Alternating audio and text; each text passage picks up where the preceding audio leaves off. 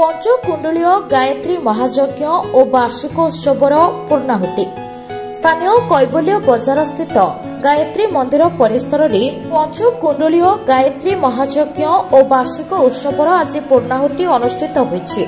प्रातःरु सूर्य पूजा, कलश पूजा, गायत्री देवींकर 16 उपचार पूजा सहित विभिन्न भोग लागि करा जायतिला।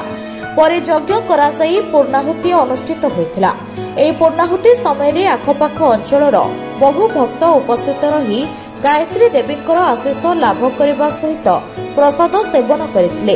यज्ञ परिचालक हिमांशु मिश्र, बसंत मंजूरी मिश्र, पद्मिनी मिश्र, सभापति शिवप्रसाद शतपथी, उपसभापति संतोष कुमार अग्रवाल, आवाहक मनोज कुमार अग्रवाल, गोपीनाथ साहू, कृष्णचंद्र साहू, संयोजक नरहरि बिहारी प्रमुख कार्यक्रम को सुचारू रूपे परिचालना करथिले।